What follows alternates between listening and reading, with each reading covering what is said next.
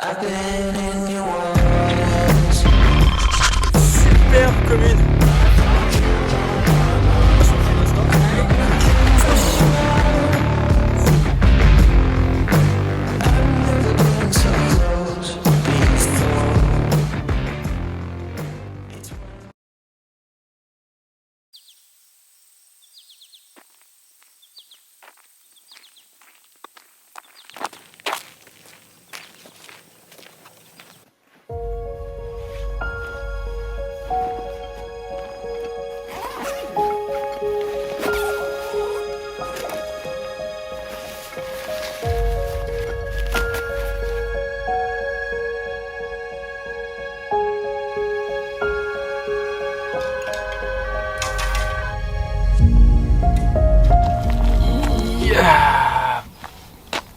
Impeccable.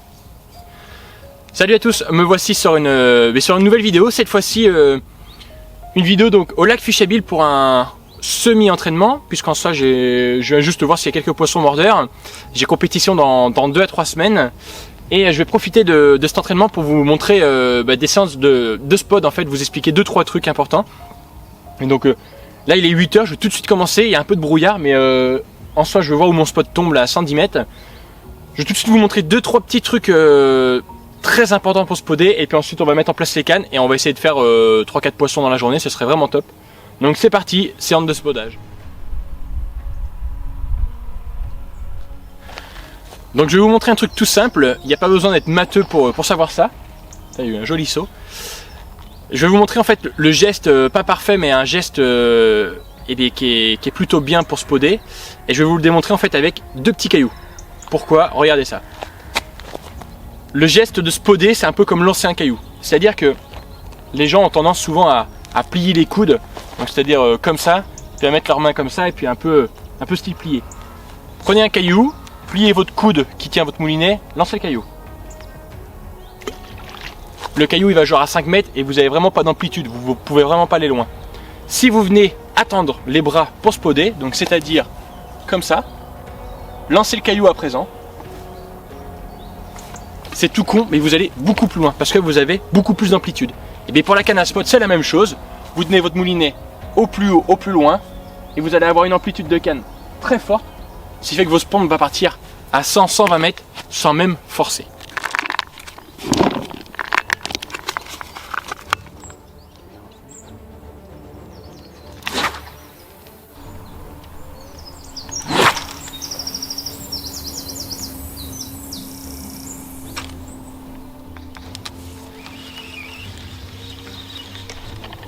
Voilà, donc je sais pas si la petite démonstration là de 2-3 lancers vous satisfait, mais en soi, comme vous pouvez le voir, je force vraiment pas.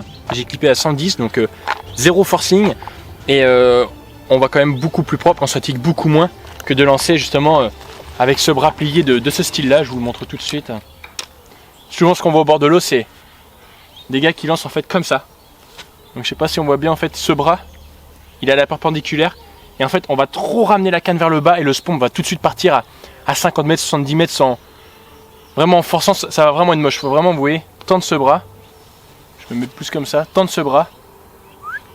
Puis bim. Juste en balançant la canne, regardez.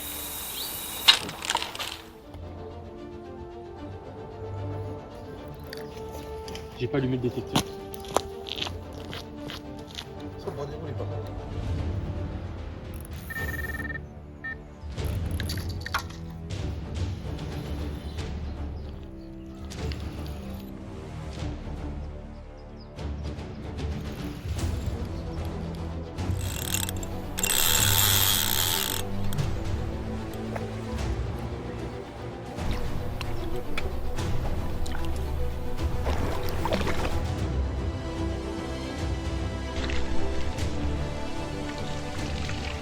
Bon, ben la matinée commence de la plus belle des manières, puisque premier poisson, une belle carpouille.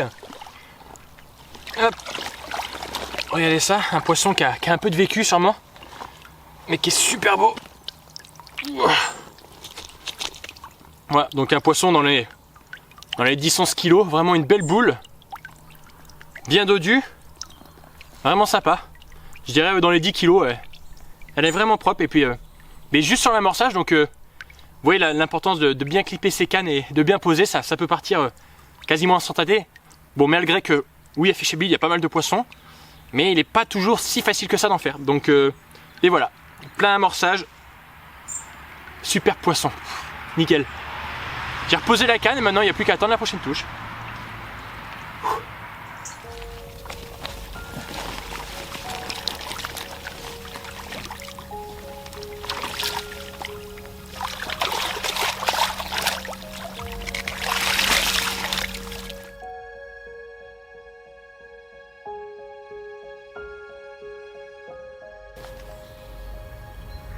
Donc là il est 11h,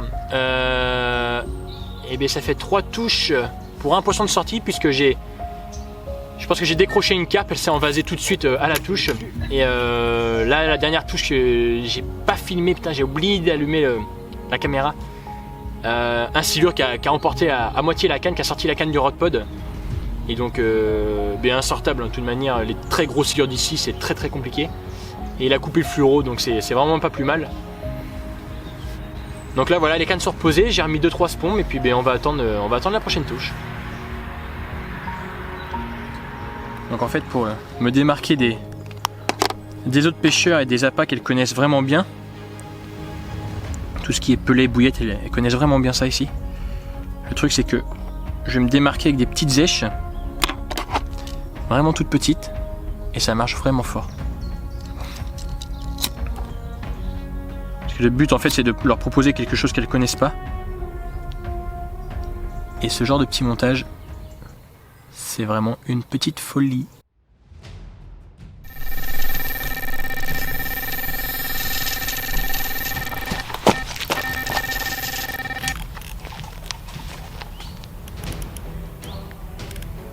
Bon, c'est vraiment sympa cette petite matinée, vraiment sympa. Parce que là en soi j'enregistre. Donc la 4e touche, j'allais relancer cette canne et j'ai relancé celle d'à côté. Et en fait, c'est parti à ce moment-là.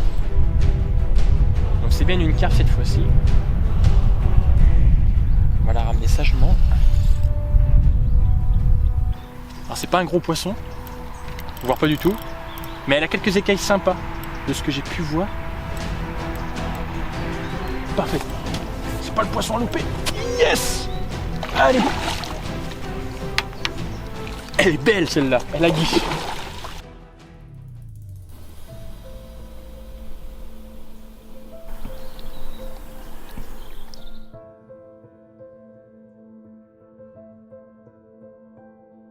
Et bien voilà, quand on pêche sur l'amorçage, on arrive à faire ce genre de poisson. Franchement trop belle, ça faisait longtemps que j'avais pas fait une belle linéaire. Elle est toute petite, ça va faire 4 kg. Mais elle a des écailles de... Mais il lui en manque aucune. Ça faisait longtemps que j'avais pas fait un zip, comme dirait. Allez Mimi. Hop. Vraiment parfaite. Puis cette touche en plus violence.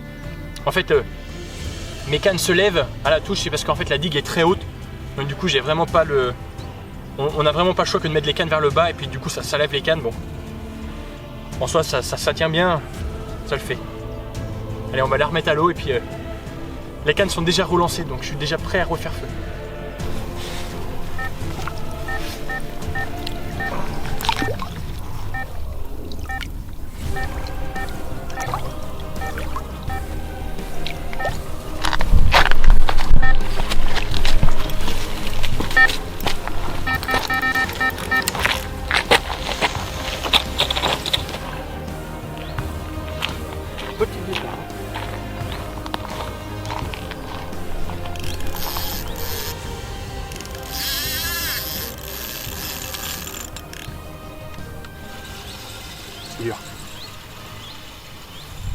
Voilà, donc un autre conseil pour spoder, ce que je peux vous conseiller pour la longue distance et même n'importe quelle distance, c'est bien sûr le spomb, mais le vrai spomb, pas les spombs de marque style Nash ou je sais pas si les autres marques en font, Car Spirit ou autre, vraiment la marque spomb, pour moi c'est vraiment le spomb en tout genre qui envoie vraiment des grosses patates.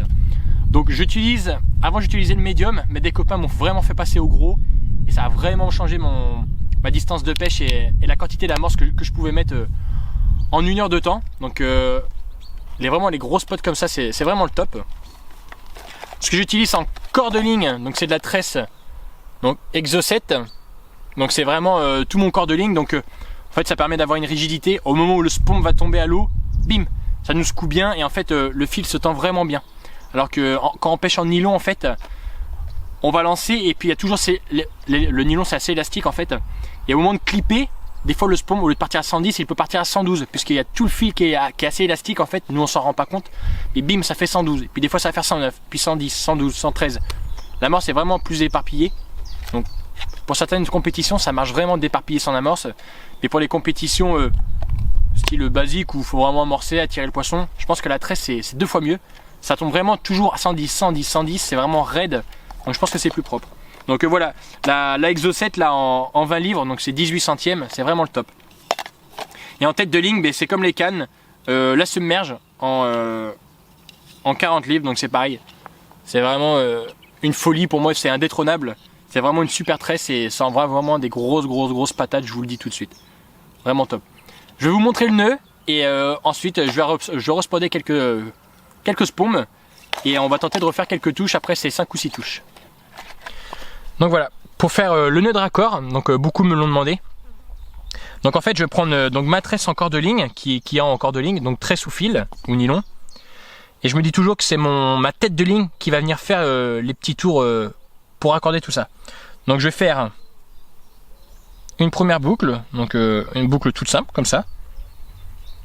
Ensuite je viens y passer ma tresse de ligne donc à l'intérieur. Je vais venir tenir le bout de la boucle avec ma tête de ligne. Et là, je commence à tourner. Donc je tourne. Je vais faire 7 tours autour de mon corps de ligne.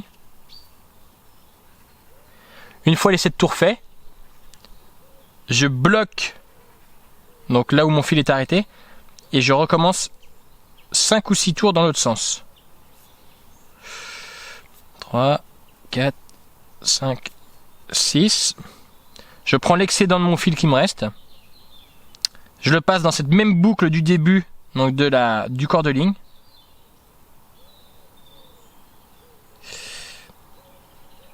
Hop là. Je viens mouiller la tresse, donc un petit peu de bave de limace. Mouille la tresse, on tire l'ensemble. Et donc là, on a le nœud parfait qui va bien coulisser partout. Enfin, qui va bien passer dans les anneaux du moins. Voilà, nœud parfait. Plus qu'à couper les excédents. Et c'est parti, indestructible. Bon ben j'allais spoder, vous avez vu, je venais juste de finir à l'instant T la petite présentation. Donc j'ai mon portable en fait qui filmait un peu la scène. Et bim, j'allais spoder, ça repart, donc je vais vite me mettre à spoder après. Puisque je pense que là il n'y a plus de bouffe, il n'y a plus rien.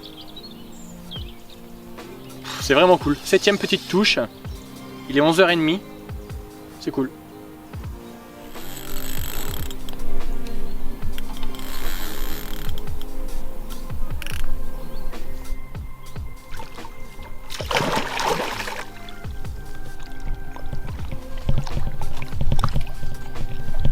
Yes!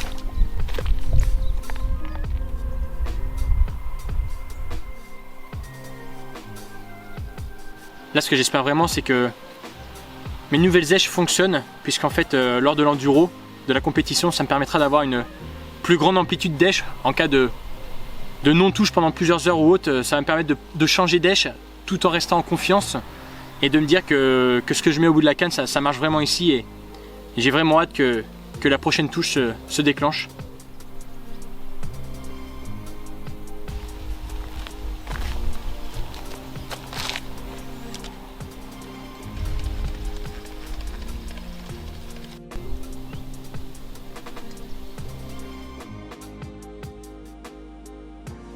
Couleur, c'est vraiment limite contre. Blanche quoi. Ouais, c'est un peu ça. Ah ouais. C'est une gosse non ou... Et tu vois, elle est pas. En couleur, elle est pas folle quoi. T'as fait une photo quand même avec, non? Ah oui, j'ai fait une photo, mais tu vois, j'étais tout seul avec le téléphone, galère.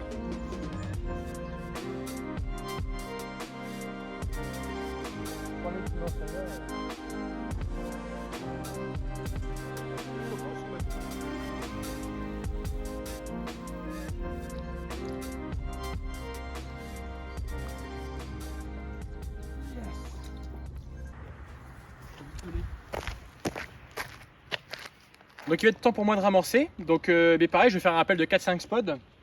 Parce qu'il faut savoir, c'est que à l'enduro, alors si je me trompe pas, à la compétition, on n'aura pas le droit de spotter en fait en pleine journée. On aura 1 heure le matin, 1 heure le soir. Bon là en soi je suis en entraînement, ce matin j'ai mis un peu de bouffe. Je suis vraiment là pour faire quelques touches. J'ai essayé 4-5 trucs qui me plaisaient plutôt bien. Et là c'est histoire d'essayer des nouveaux trucs sur l'amorçage. Donc je vais remettre un petit peu, réessayer des nouveaux trucs. Et voir si ça pouvait déclencher les touches le jour J. Donc on va remettre quelques spombes et puis attendre la prochaine touche. Il y a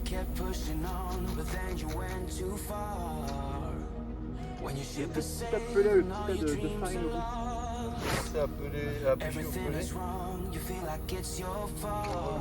Qu'on a déroulé.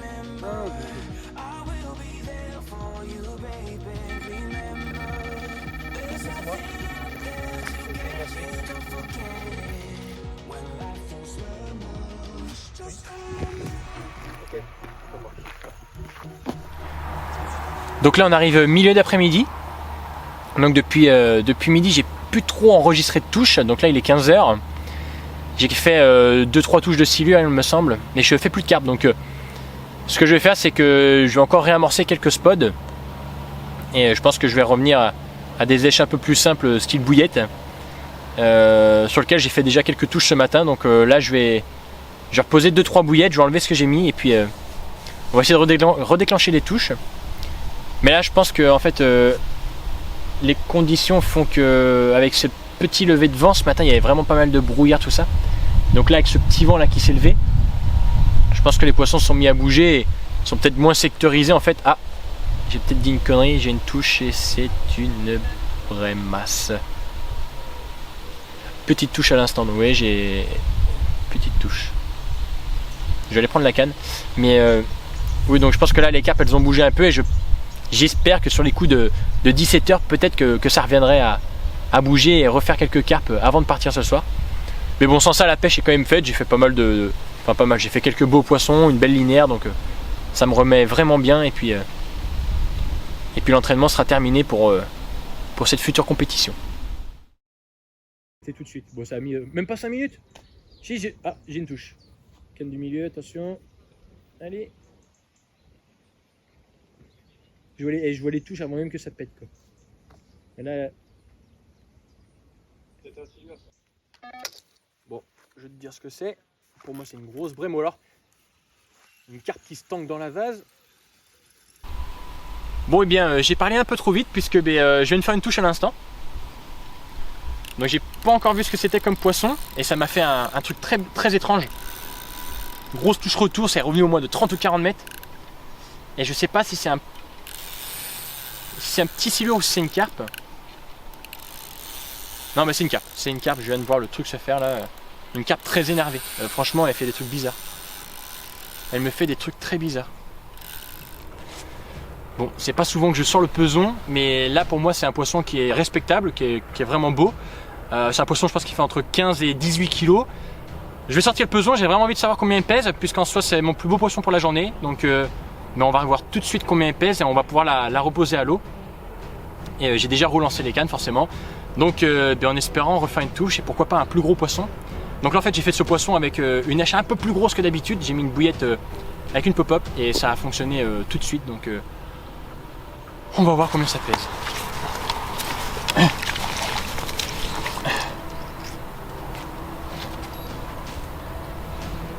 16,270 donc avec la tare du sac. Donc c'est un poisson qui est très correct. Donc franchement je suis vraiment content parce que j'ai une grosse moyenne ici à 10-12. Donc c'est vraiment un beau poisson. On va vite la remettre à l'eau et on va tenter d'en faire d'autres.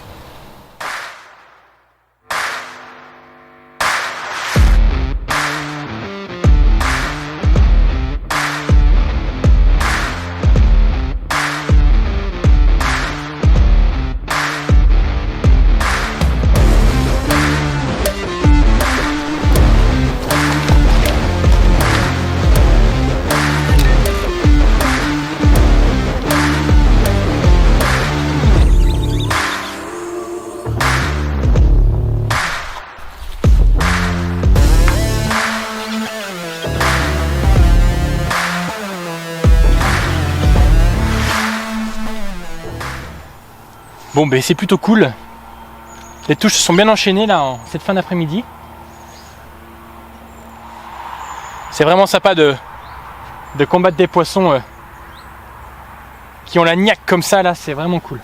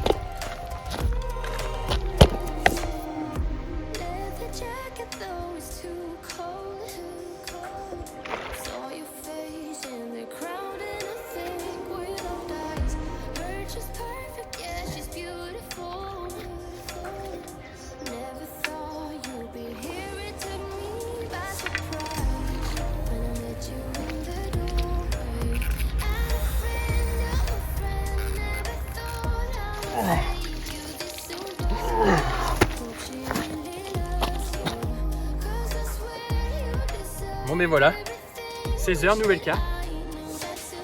Vraiment une journée top. Joli poisson, très combattante. Une bouche super propre. Quoi de mieux pour un bel entraînement. Oh. Oh.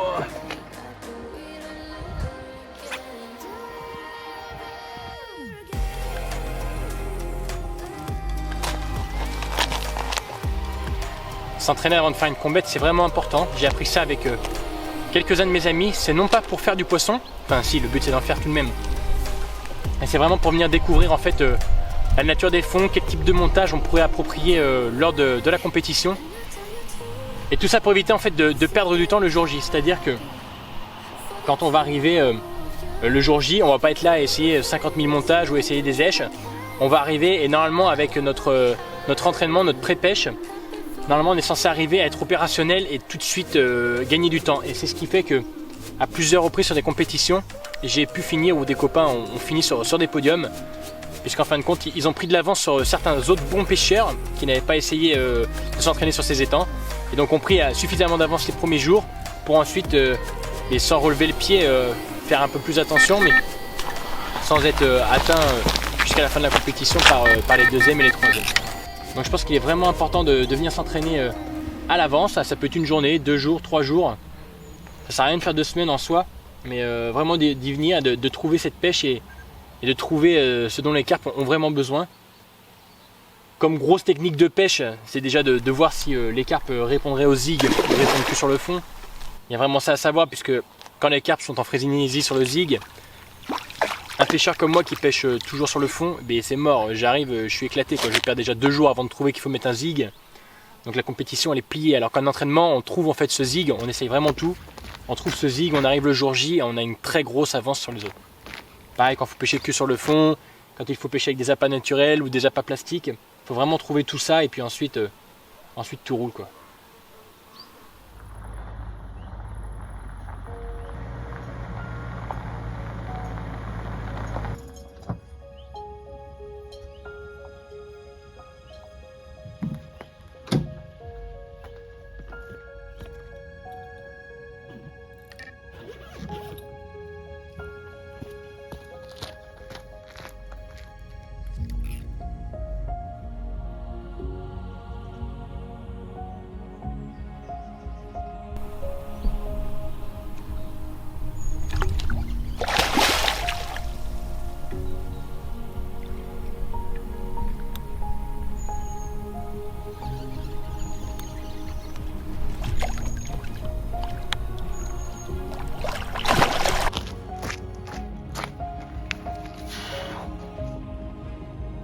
Fin de soirée franchement au top pour moi, puisque en fait en reculant le 4x4 j'allais pour rentrer, j'avais fini de payer pas mal de matos.